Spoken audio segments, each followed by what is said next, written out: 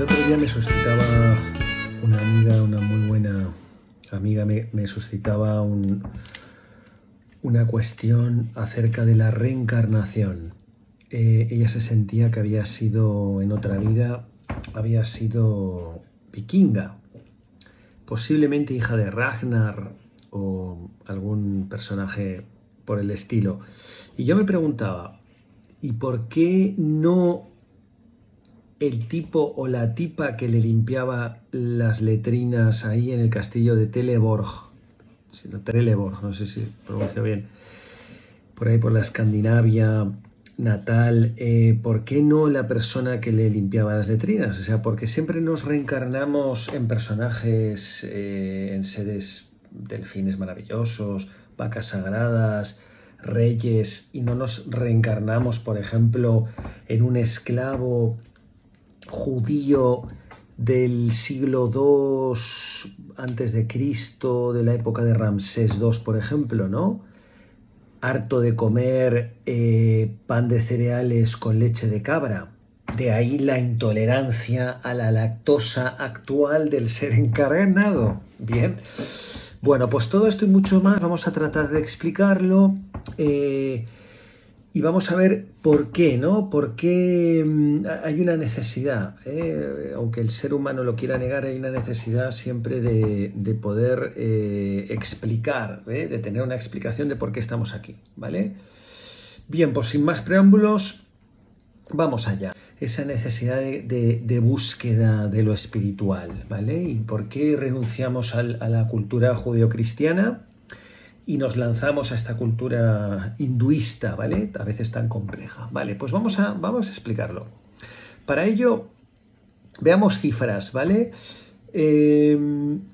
Mirar, todo lo que es el mundo del el negocio del yoga, ¿vale? Lo que son merchandising, todo lo que son productos vinculados, retiros vinculados con el turismo, hay cifras que es especulativas, cifras que no puede ser que sean aproximadas, ¿vale? Según informes de expertos, pero estamos hablando en el 2024, aproximadamente a nivel global se estaban moviendo unos 115.400 millones de dólares anuales, ¿vale?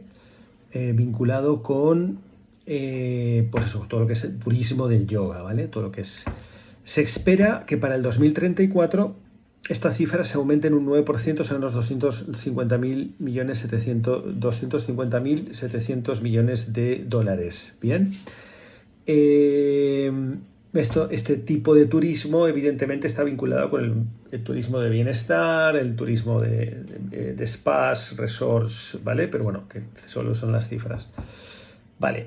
Y en esta cultura materialista, ¿vale? La que vivimos en el mundo occidental, que hemos intentado explicar o hemos intentado de alguna forma entender, ¿vale? Más que explicar.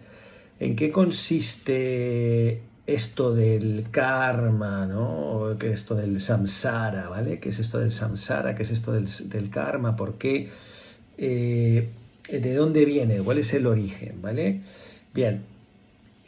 Si bien es verdad que desde nuestra cultura nosotros, de alguna forma, lo que hemos intentado, entre comillas, es asociarlo a cuestiones, por ejemplo, el karma es como algo negativo, te va a caer el karma, has sido malo en esta vida, con esta cultura que nosotros tenemos judeocristiana del pecado, de lo malo y de lo bueno, ¿vale? Entonces vinculamos el karma con has sido malo, entonces ese karma que tienes, ¿vale? Ese karma familiar, porque tu abuelo fue un cabroncete, por decirlo así, ¿vale? Pues lo vinculamos de esa forma, ¿vale? Cuando realmente no tiene mucho que ver esa concepción que le damos nosotros, ¿no?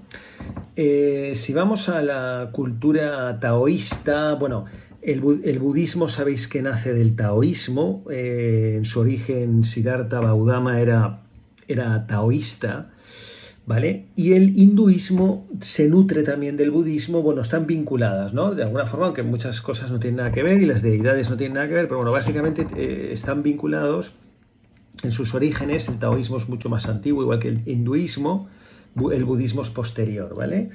Pero básicamente ellos, la concepción que tienen es, ellos el karma es la reencarnación, es el sufrimiento. Estamos hablando de que nosotros estamos en este cuerpo, en este ego, ¿vale?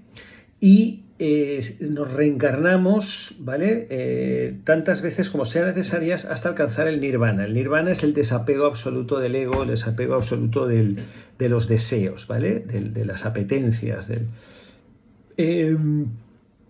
Si hablamos de las cuatro verdades, las cuatro nobles verdades de Buda, en primer lugar, el dukkha, que es la verdad sobre el pecado, sobre el sufrimiento, ¿vale? El sufrimiento que en el cristianismo es el pecado, ¿vale? Todos los seres humanos, según Buda, estamos de alguna forma vinculados con el sufrimiento, igual que el placer, el sufrimiento, ¿vale? Es una verdad necesaria, o sea, es el sufrimiento humano. La aceptación del sufrimiento humano es una de las cuestiones que tenemos que tener en cuenta, ¿vale? El samudaya es de dónde procede el sufrimiento humano. El sufrimiento, ¿vale? El ego, la avaricia, las apetencias corporales, ¿vale? Que nos separan de lo espiritual, esas apetencias provienen de este ego, de esta parte material, ¿vale? Que ahí encarna perfectamente con el cristianismo, ¿vale?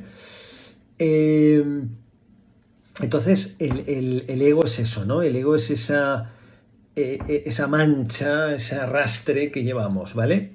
Luego, ¿cómo conseguimos la cesación? ¿Cómo conseguimos que ese sufrimiento ceda o muera, ¿no? Después de una serie de reencarnaciones, cuando llegamos al nirvana, ¿no?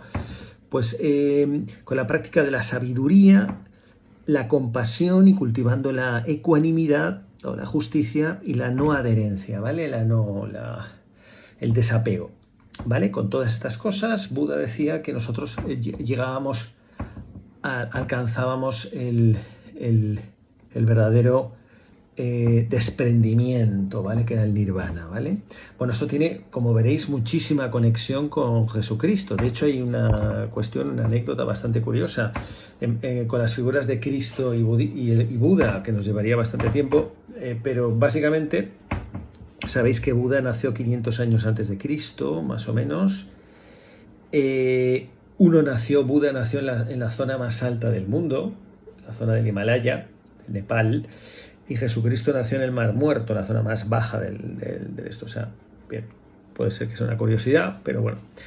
Otra curiosidad es que Jesucristo nació, fue ya proclamado antes del nacimiento rey, igual que Buda. Buda, sabéis que Buda venía de una familia noble, y la madre, justo cuando estaba ya a punto de parir, estaba de camino, como María y José, ¿vale? Cuando tienen en Belén a Jesucristo, ¿vale? Ambos nacen de camino, ¿vale? De hecho, Buda nace en un bosque que se venera todavía y tal, y nace ahí con la madre, pues bueno, lo tiene ahí. Curiosidades, ¿vale?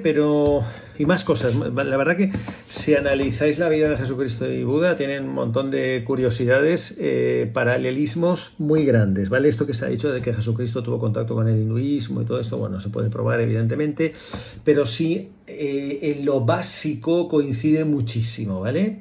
Pero las interpretaciones culturales son completamente diferentes, como estamos viendo, ¿vale? Es decir, para el mundo occidental, realmente, ¿vale? El marco de referencia cultural nuestro, genético, ¿vale? De alguna forma, no permite incorporar totalmente esta cultura, ¿vale? Que por cierto, maravillosa, mucho más antigua, evidentemente, que la judeocristiana. Pero, y bueno, desde aquí pues aprovecho para mandarle un saludo a mi amigo profesor de yoga, Mariano, ¿vale? Entonces, ese acople, esa adaptación, ¿vale? a la cultura, a la tradición oriental y occidental, muchas veces tiene esos gaps que es difícil de manejar, ¿vale? Sin embargo, como hemos dicho, pues bueno, tienen bastantes conexiones, ¿vale? Y con esto terminaremos la primera parte, ¿vale? La introducción, la primera parte de lo que sería esta este tema de la reencarnación, ¿vale? A partir de aquí, la segunda parte, de lo que vamos a hablar es ya más concretamente en nuestra cultura, la cultura greco-latina, judeo-cristiana.